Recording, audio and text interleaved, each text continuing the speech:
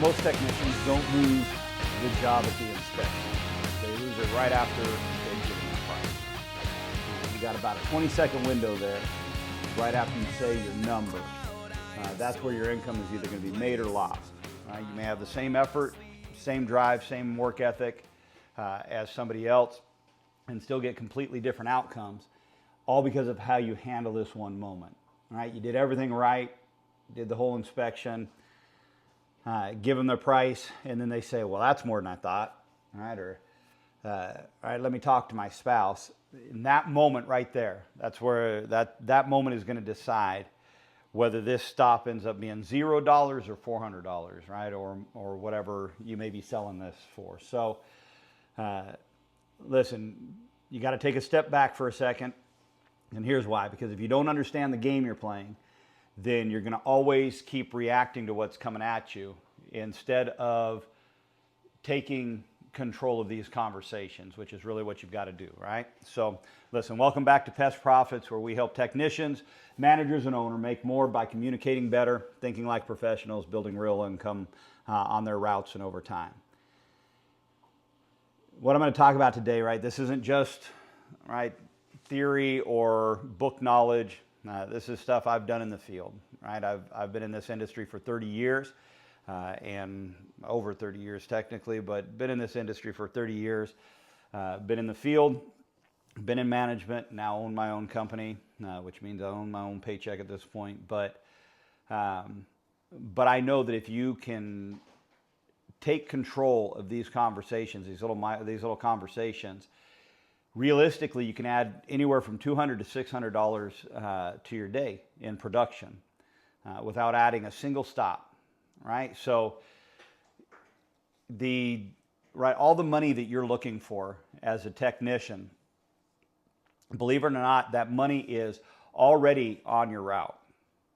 You just aren't seeing it, or and you're not selling it because you're not seeing it, right? So think about this, right? Let me give you some numbers just to kind of mull over, right? You got 10 stops on a day, and that's a low day. I obviously did more than that, do more than that now, but did more than that when I was running a route for sure.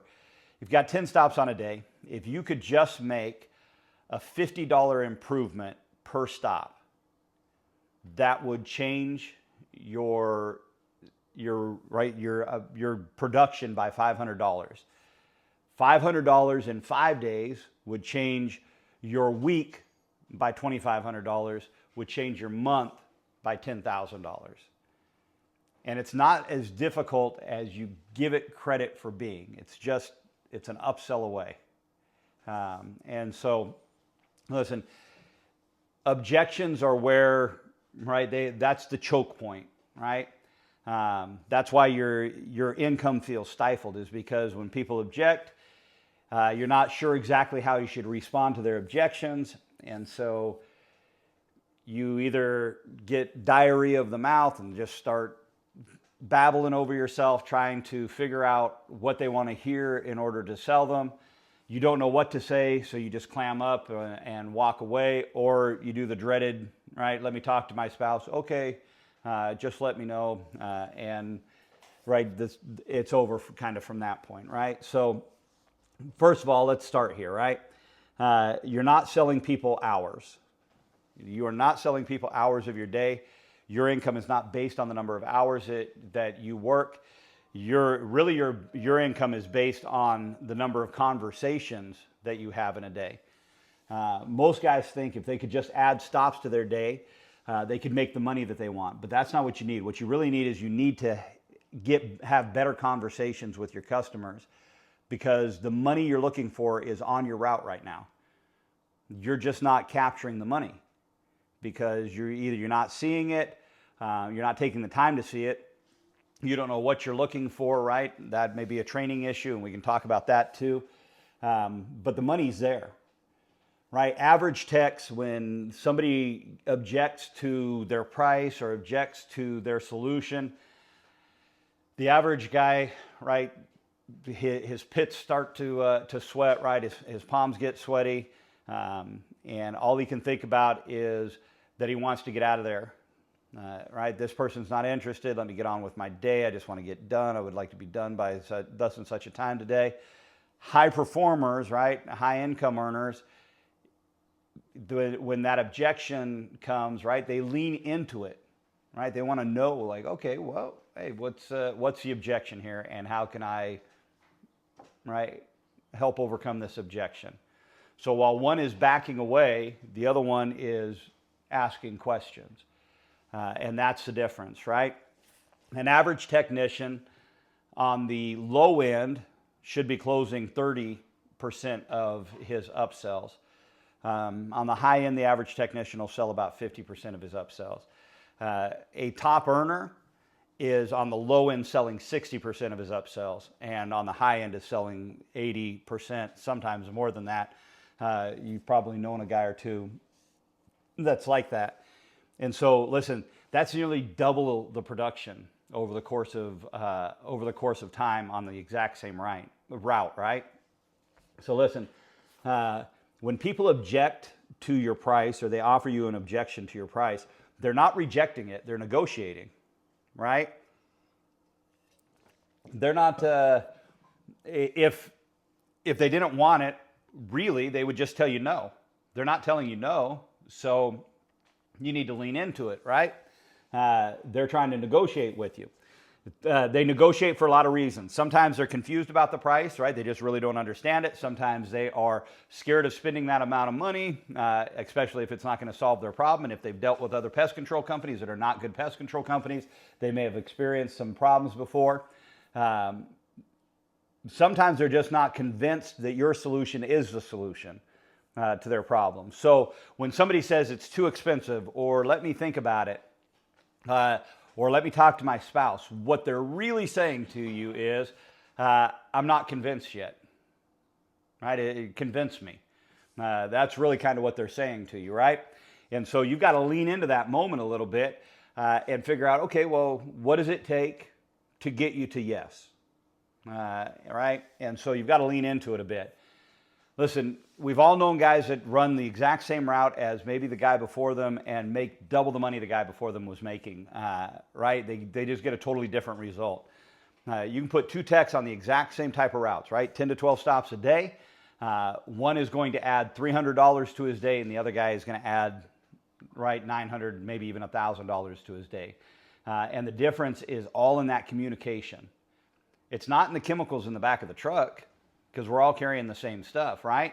So what is it that a $100,000 technician, what is it that he does so differently, right?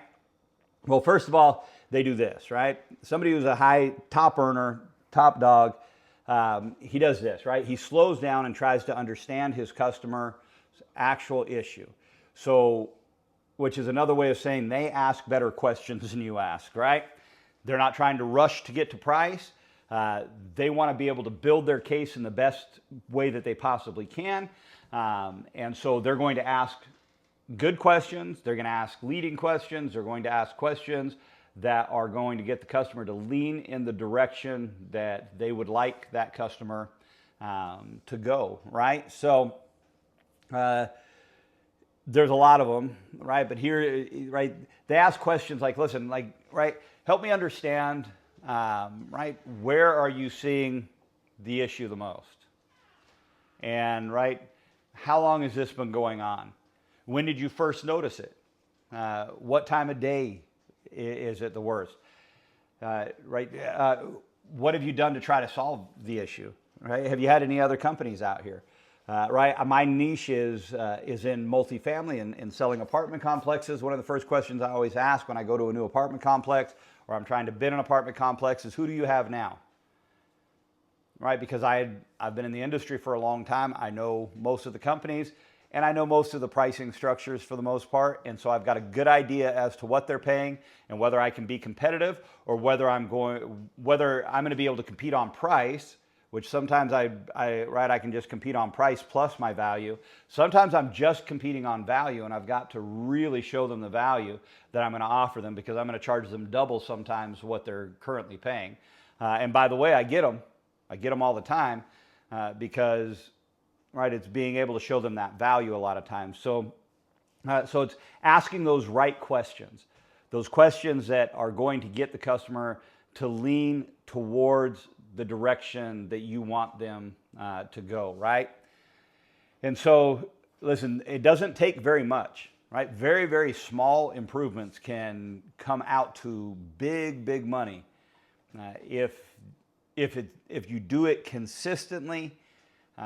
And right, you're just on it all the time, and you're really trying to make the best life for yourself, for your family, for the community around you, right? Give you just some really basic numbers. If you were running a 10 to 12 stop route per day route, and all you did was add $25 per stop to that route per day, right? $25 per stop per day. You would increase your income over the course of a year somewhere in the neighborhood of around $30,000. If I was sitting across the desk from you as your manager and I said, hey, I'd like to give you a $30,000 raise, right? You would take it, wouldn't you? I'm telling you, you can do this without adding that much more time to your route, even, right? Simple upsells can do this kind of stuff, right? Rodent stations. Depending on where you're at, but rodent stations, gopher service. There's all kinds of mosquito buckets. There's a lot of ways to dial that up, man, and start making some money. And so, right, if you added $75 per stop per year, then you would increase your income, right, by $90,000. Listen. Those are big. That's a big increase. That's a big deal. So what am I saying? I'm saying this, right? You don't need these huge wins and these huge accounts in order to increase your income. You need to dial in on the accounts you have, especially on your low-paying accounts.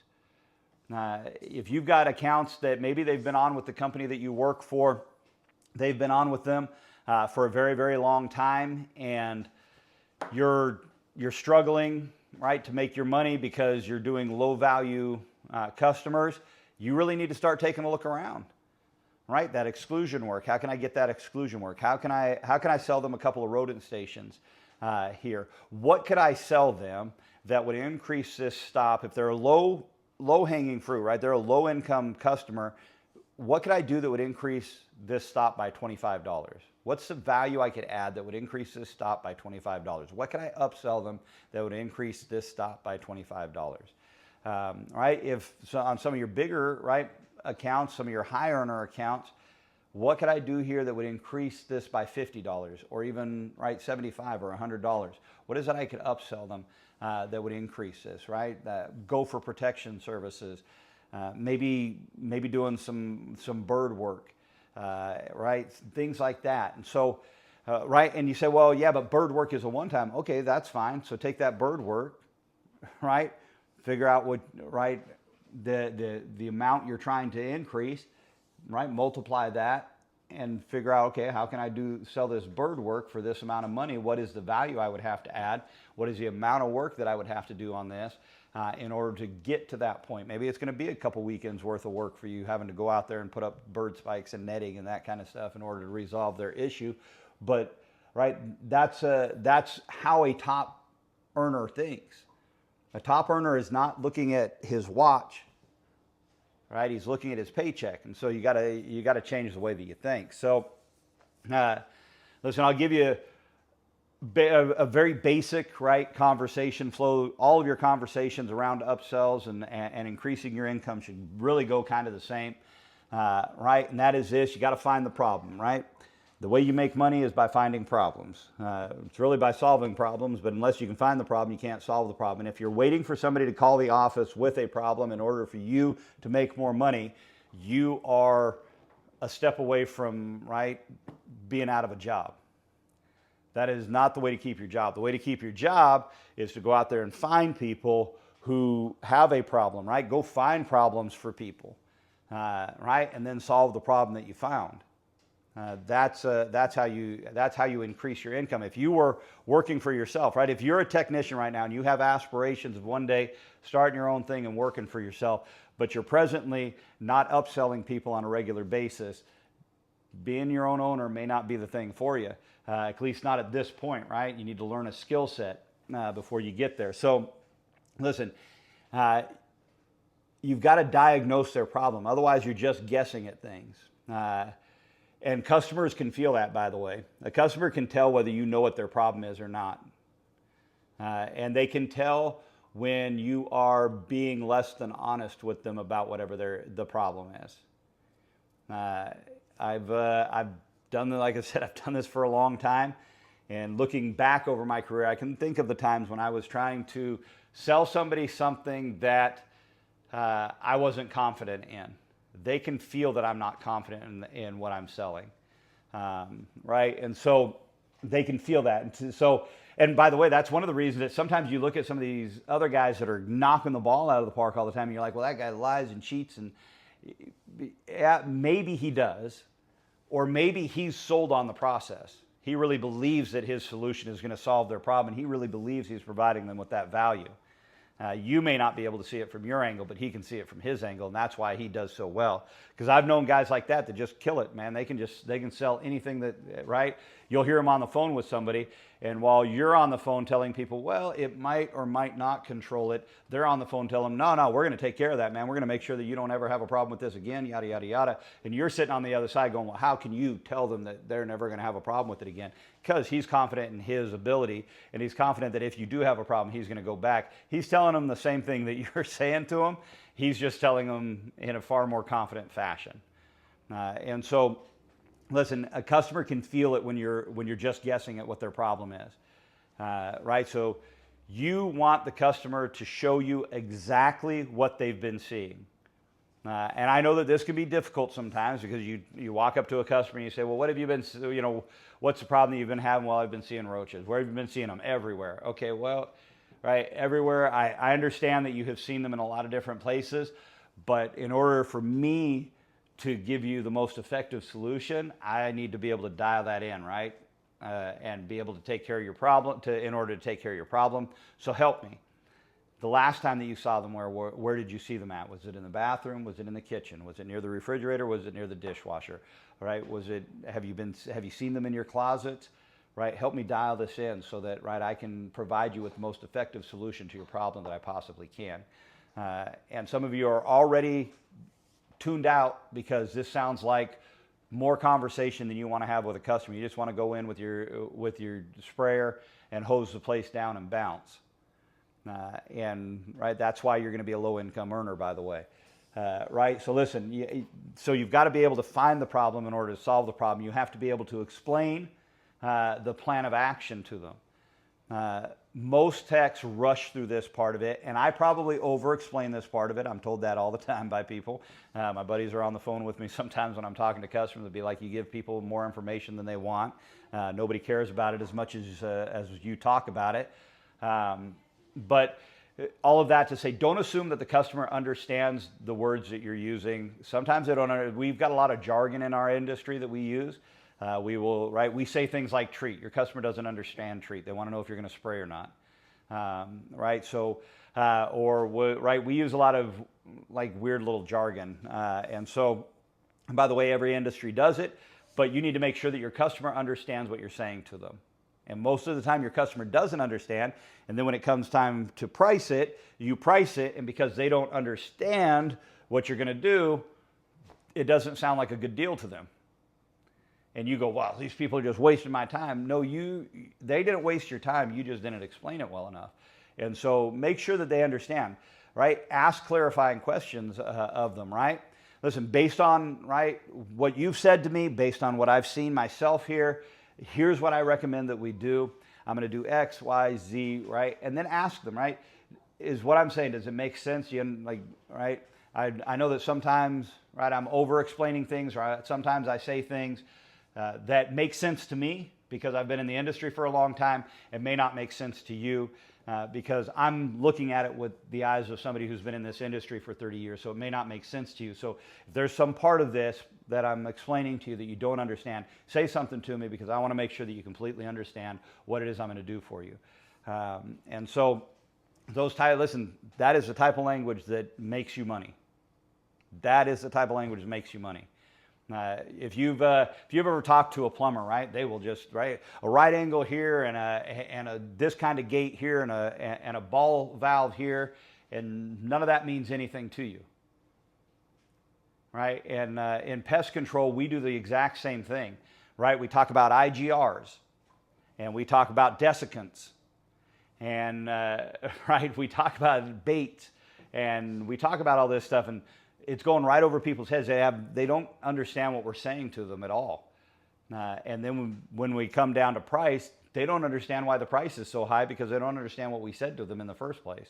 And so you've got to dial in, make sure that they understand what you're saying, and then you've got to ask for the business. You've got to invite them to make a decision, right? If you don't ask for the business, even if you do ask, if you don't ask for the business in a really clear way, right? If you're not asking, if your ask is not clear enough, that's where some of their hesitation and their objection comes from is, you weren't clear enough about what you're asking. So when they say I need to think about it, what they mean is, I'm not even sure what you're asking me, right? I understand the amount you're asking me to pay you, but I'm not understanding the process and everything else. So let me think about it so that I can put this together in my head, and then I'll give you a call, right? So it's just it's not explained well enough, right?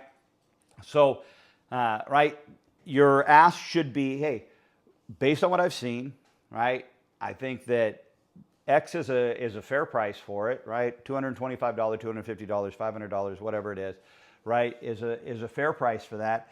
Here's what that entails. I'm going to come out on this day, right? The first service, I'm going to do X. All right, I'm going to follow up on such and such a day. I'm going to do a second service on thus and such a day. If you're selling them reoccurring, we're going to do an initial service on this day, right? Your next regular service will be done at X rate on this day, right? The reason that the first service is more money is because, right, we have to do more work in making sure that your property is properly maintained and taken care of, these types of things, right? It really comes down to explaining all of that stuff to them well. And if you skip step one or step two, listen, then when you give the price, it feels like you just made up a number in your head based on the car that was in the driveway. And they're going to say they're just not going to go with it. And so you've got to be really clear with them, right? Now you want to be very clear about exactly what you're asking them for. Here's what I think are the three most common excuses. Every other excuse kind of circulates around these three. That's too expensive, all right? What's really happening when somebody says that's too expensive? What's actually happening in their head when they say that to you? What's actually happening is this, and I go into detail about this in one of my other episodes, but what's actually happening in their head is they had a number that was lower than whatever the number you just quoted them was. And so you just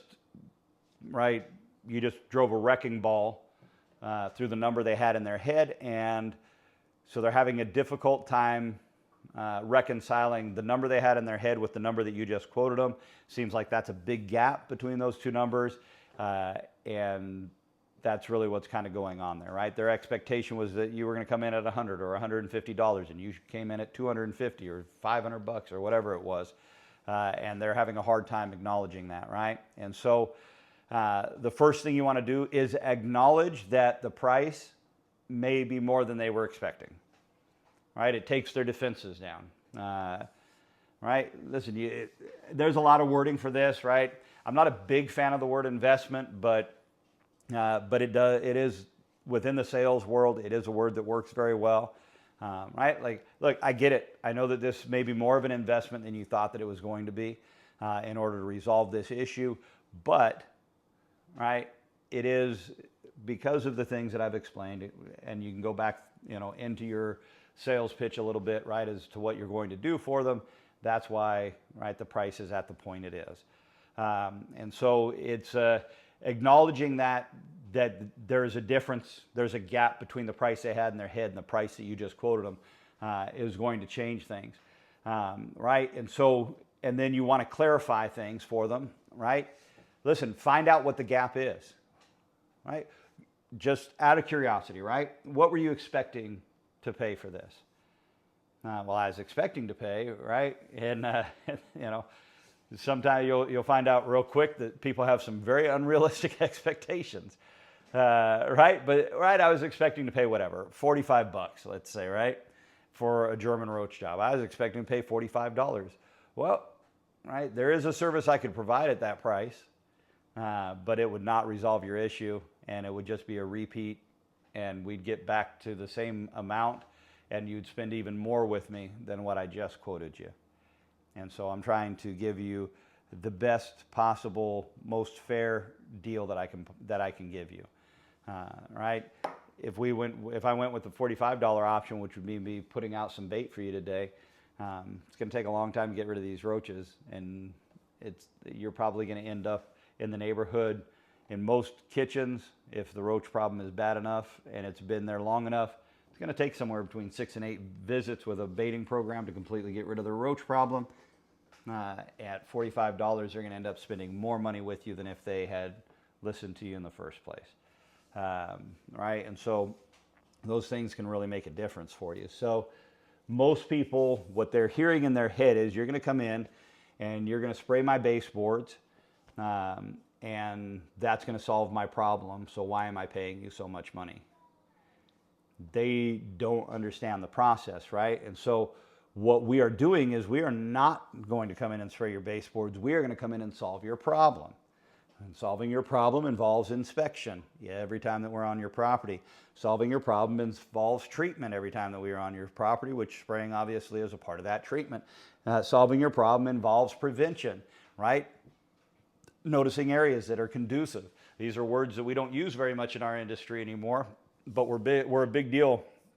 Now, when I first started in this industry, we used to talk about conducive conditions all the time. Hey, you've got trees that are touching the house. That's a conducive condition. Your bushes out front are overgrown and your landscaping is not well maintained. That's a conducive condition. We used to talk about conducive conditions all the time. Conducive conditions and making recommendations on conducive conditions is called prevention, right? We're doing a lot more than spraying. And so making sure that they understand that, right? And then you also want to do this, right, as your final step here. You really want to anchor in the consequence of them choosing somebody cheaper than you, right? Yes, there are people in this industry that are cheaper than me, and you could certainly go with somebody cheaper than I am, but you're probably going to be somewhere in between 2 to 4 times the number of callbacks that you're going to give them versus me coming in and taking care of this problem for you in a timely manner. Those callbacks, right, are going to increase your stress, obviously. And callbacks, by the way, cost companies 20 to 30% more. I don't understand why guys go cheap. They provide a cheap service. They do it at a cheap price, provide a very cheap service. It's a poorly done service. And then they end up going back and going back and going back. It just costs them more, right? So, right, you just want to explain to them, listen, going cheaper usually means more problems. You're going to have this same problem over and over again because you're going to hire somebody who doesn't understand the things that I understand. And they're going to say something about a big box name, right? The big T, the big O, whoever it is, right? They're going to say something about a big box brand that has told them that they're going to come out there for less money. And your response to that should be, I completely agree. But I've been a part of one of those companies. You've been a part of probably one of those companies. If you're not presently a part of one of those companies, you know that there's a very high turnover. And the likelihood that they're going to get somebody who's been in the industry for 30 years and has the eyes of somebody who's been in the industry for 30 years, the knowledge of somebody that's been in the industry for 30 years is pretty slim. They're probably going to get a kid that got his license in the last year or so, if that. Sometimes the kid just barely got his license. Sometimes barely got his license to drive, much less got his license to treat houses. And they're going to end up with problems because he doesn't know what he's looking for, right? They are going to end up being a guinea pig for that technician to figure out how to do, right? Just like my customers were when I was young in this industry. Those customers were my guinea pig, right? To figure out how to do things. That's where I figured out, what does it take to stop spiders? What does it take to get rid of ants? What does it take to get rid of roaches? Right, that's where I learned all that stuff. Right, learned it in the field. My customers were my guinea pig. And so, right, do you want to be a guinea pig for the big T or the big O? Or would you rather be a customer, right, with Pest Assassins? So Listen, the real cost of doing something cheap is that they're going to keep dealing with this every few weeks. And they don't want to do that, right? The second objection I think that we hear quite often is, just let me think about it. Right? What is somebody telling you when they say, let me think about it? What they're really telling you is this: I'm not really certain about the solution that you're offering. Right? They're not necessarily. This is not a rejection by any stretch of the imagination. They're just not certain about it. Right? Your response to that should be, hey, that's fair. Right? Most people don't make quick decisions about their houses and their homes or their business or whatever it is you're trying to sell. But drill in. Right? What is actually the issue? Right? Listen, when you say that you need to think about it, what is it that do you need to think about the price? Are you trying to think about whether this is the right time to be purchasing pest control or this part of your pest control? Right? Or is it the solution that I've laid out? Are you unsure about the solution? Which one of these things, like, would you say is kind of the thing that you really need to think about? Right? And right, what you're doing is you're offering them instead of them taking that big step and signing a contract, you're offering them a tiny step forward towards signing that contract. Right? And that they may be willing to take. It's not going to always work. I'm a hard sale. I know I'm a hard sale, but that's also because I've been in and around the sales of pest control and stuff for a long time. So I'm a tough sale. I will walk out for sure. But right, you don't know who you're dealing with. Right? If you want to be a high earner, you're going to have to lean into it. Right? And so what you're looking for is, you're not looking for the signature, right? You're looking for progress over perfection. Right? Sometimes you can offer them, right? Like, okay, if this is too big of an investment, then how about this, right? How about we get you started right here, and down the road, once you've seen that this works and you see how well this works, we can add these other things in and get you where you really want to go. Right? That sometimes is the tiny step forward too that you can get them to take. Right? So, and right, you got to follow up with people. About 80% of deals are not lost because of the price. They're not lost because of the timing. They are not lost because of the solution to the problem. 80% of deals are lost because nobody ever follows up with the customer to get them to sign. And so follow-up is very, very important. And you've probably been asked this question by a sales guy if you've ever been, right, had somebody try to sell you.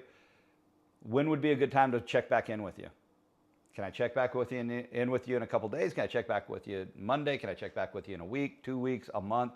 When would be a good time to check back in with you? And then write it down and check back in with them, right?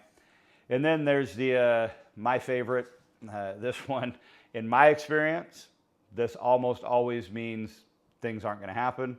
But I'll give you the best, the best plan to move forward here is let me talk to my spouse. This usually means that they don't want to make a decision, right? And so here's the thing, right? When they say, let me talk to my spouse, man, set the hook, right? Don't let them go. Because as soon as you let that go, assuming that they do talk to their spouse, they're explaining your solution to their spouse. What are the chances they're going to do a good job of explaining the solution? Right? You want to explain the solution to the spouse. If they're genuine, they really do need to talk to their spouse. You want to be the one that explains it to them, right? Right? Obviously, you're not going to tell them, you don't need to talk to your spouse, right? Listen, hey, I totally get it. Right? I'd want my spouse involved in a decision like this too. Right? Listen, I just want to make sure that, right, that you fully understand, right, exactly what I'm laying out, right?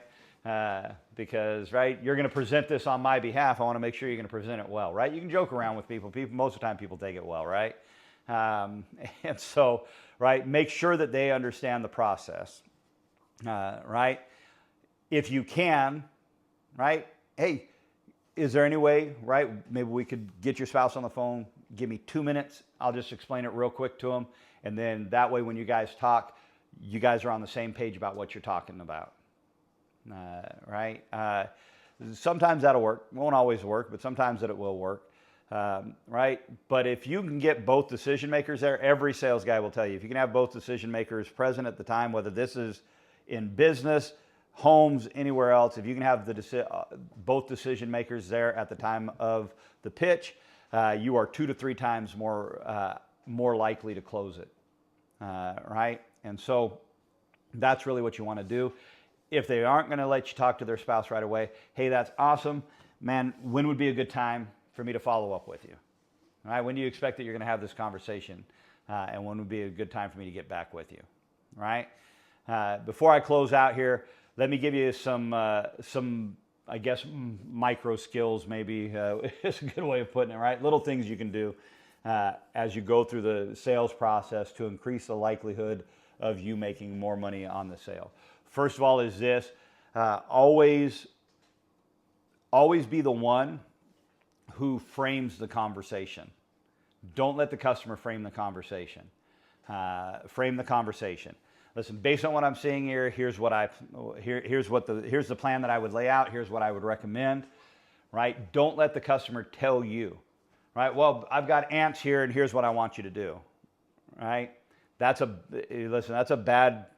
of all, it's a bad relationship to get yourself involved in any industry, much less in pest control. It's a bad situation to be in, right? So you need to take control of the conversation, right? Doesn't mean that you got to be, right, a jerk or anything like that, but you should be in control of the conversation. It's your business. This is your industry. You're the one who knows what needs to be done. I'll say this again. I've said this over in several videos that I've made.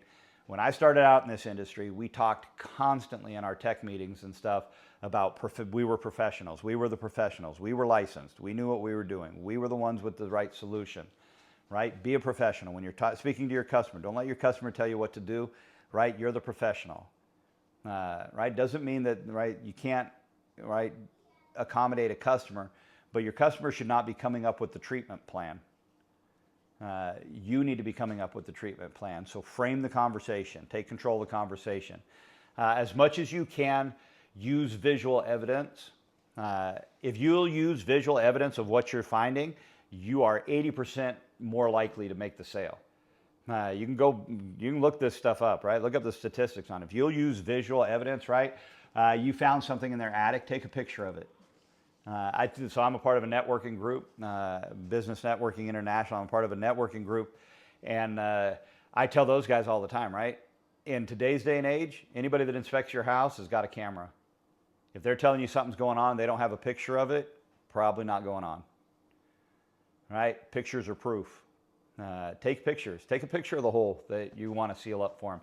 Take a picture of the bird poop on the side of the wall. Right? Take a picture of those things. Hey, here's what I want to solve for you. I offer to send my customers pictures of dead gophers I catch. A lot of them tell me don't send them, but it depends actually. Some of them want to see them, but right. So if they've had their yard terrorized for a few months and they've been chasing the little bugger around, they want to see them dead. But right, but visual proof is a big deal, right?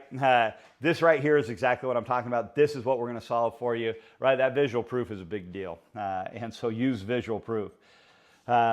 Use silence to your advantage. Confident people are quiet people. That is factual. That I can tell you, right? This is how much I think that this should cost, and then just shut your mouth. You've heard somebody at some point in time, probably over the course of your lifetime, tell you that, right? You talked yourself out of a sale. Listen, that happens all the time. In our industry and in every industry, it happens all the time. People talk themselves out of sales because they talk too much. You talk yourself out of your price instead of into your price. Once you have explained to them what your solution is, explain to them what the plan is, explain to them what you're going to do for them, and explain to them what the price is, you're done. There's nothing else you're going to say that's going to help you out in this situation. So keep your mouth shut. Right? Just let it linger. Let it hang in the air, man. Right? And they'll make their decision. Last one I would tell you is this. Your body language really does matter. Me and my buddy have talked about this a lot. When I first started out knocking on doors and trying to sell people, it was really tough, right? Mainly because I didn't I wanted to buy from me standing at the door, so why should they buy from me standing at the door? That's the mind frame you have. Well, it translates into your body language. And right, when you need their money, that translates across, right?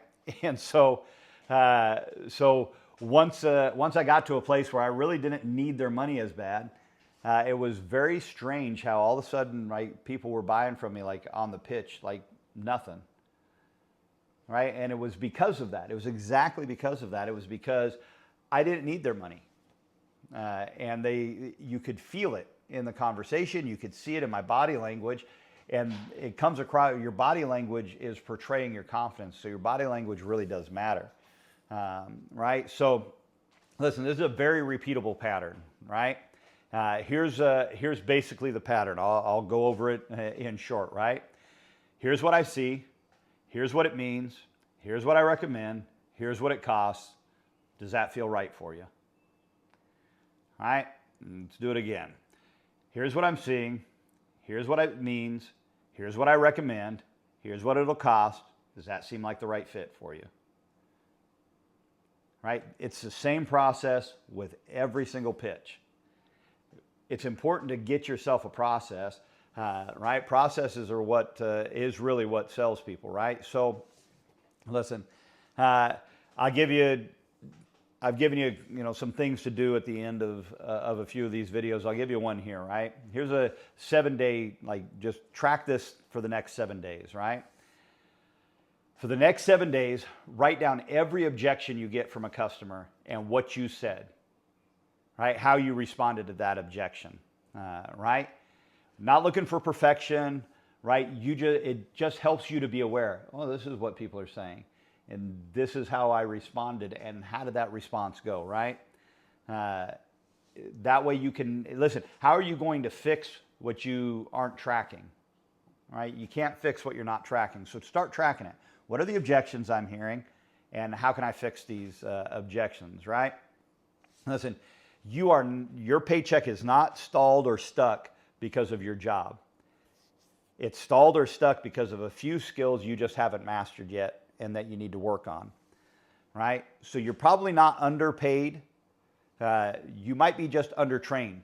And in the moment that matters the most, right, in that sales call or that sales meeting, it's going to matter, right?